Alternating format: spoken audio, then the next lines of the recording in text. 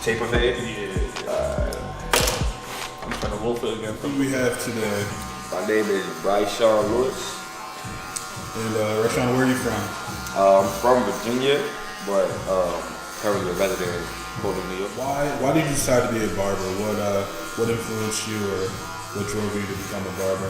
The reason I became and wanting to get into like barbering was because when I went to finally get my first haircut, the experience I had in the barbershop wasn't what I seen on TV, what I seen in movies that I watched growing up, like Barbershop and everything.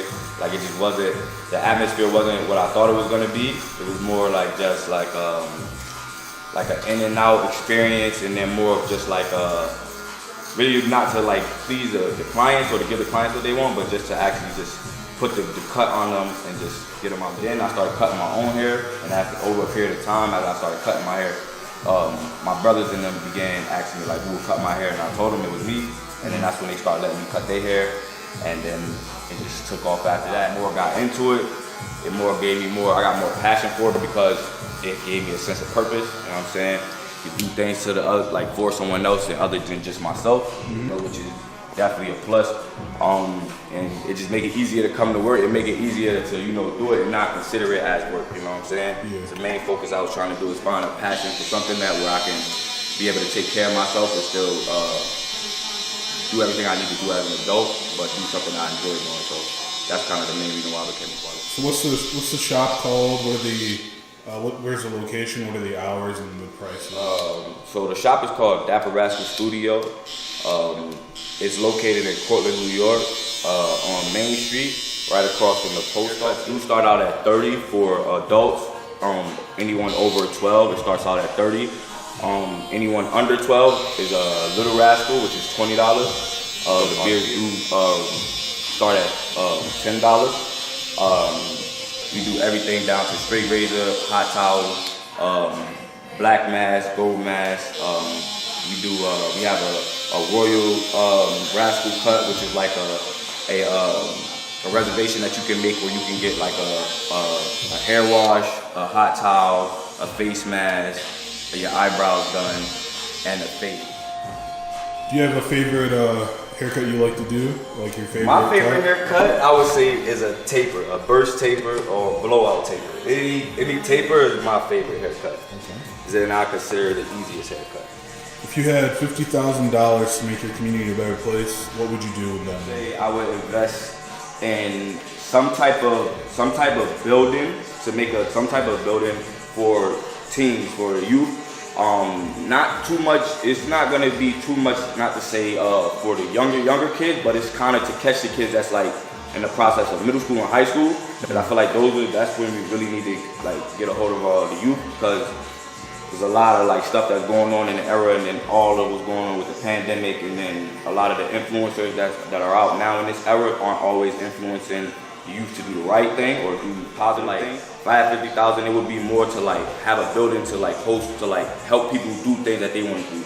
Also like to have like it so like there could be people could hold a podcast in there to, you know, get people that's in the community to be able to voice their concerns, young teens, that things that they're lacking, like the questions that you're asking me now, to give them a platform to be able to come on there and speak.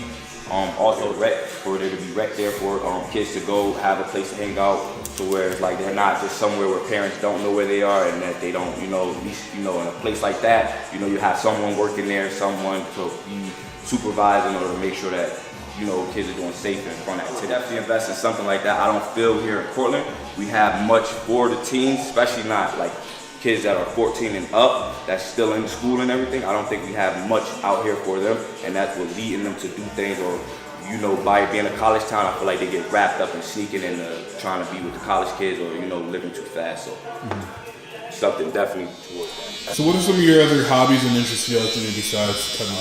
So I enjoy playing basketball for fun with a lot of people that I grew up with, and a lot of my clients that I actually cut their hair, like play basketball with them. I am into gaming. I like to game online, and I like music, and I like to work out. And that's really about it. My main focus be to just constantly, I enjoy just investing in myself and constantly learning more about this, which is my craft. So that's what I kind of do on my free time. My free time, I just study more barbers on YouTube, on TikTok. Nowadays, you know, a lot of people blowing up, showing a lot of different ways and a lot of different things that you can use to get a haircut to where you would want it. So I spend a lot of time doing that. That's about it. Are there any events or announcements you'd like the community to know about the barbershop that you guys are doing? Any specials, any events? So I am actually in the talks with the owner of the shop, which is this man right here. If you want to put the camera on him, his name is Yorkenny.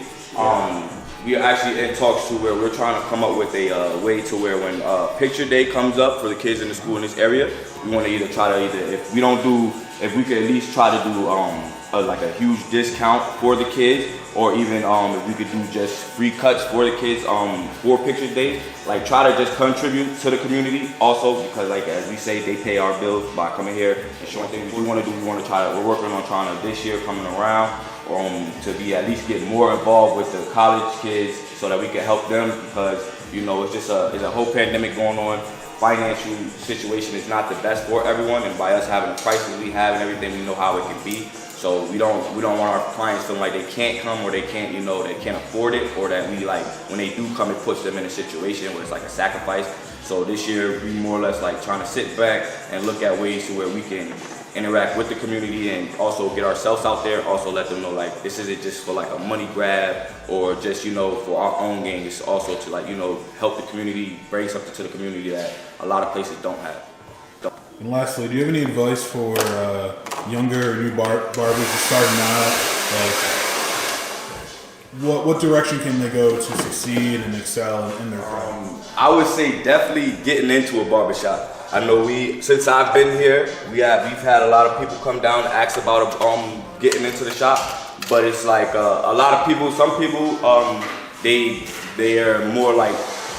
They want to make sure that they make the most of what they do, like so they don't want to really like come into a shop because they just look at it like, oh, they'll be paying us a certain amount or having to pay. But the pros I feel outweigh the cons in this situation. I feel like when you go in the shop, any upcoming barbers that's just starting out, you go in the shop, it's a whole lot better because you got barbers that know what they're doing, that can help you if you ever get stuck. Also that you can be able to look around and see the type of technique that certain people are using. It's just a different atmosphere, It also gives you a sense of confidence, and also it allows you to be a part of something, and it allows you to be able to have clients to where you don't have to have clients where they feel uncomfortable because you got to come somewhere that's not, legit or safe, or have, the proper safety protocols and everything. I would say getting into it, I would say look into like a barber school or an apprentice, whichever they feel better with. Watch a lot of YouTube and TikTok videos, because those are a lot of ways they can show them a lot of techniques in under 30 seconds and 60-second videos. They can show them certain techniques on how to blow lines out, how to set the guideline in,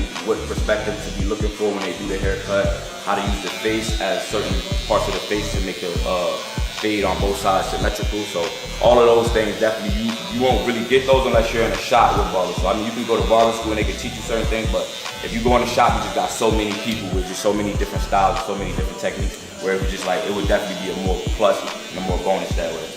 Thank you for being a part of this interview, man. I appreciate it, man. All right.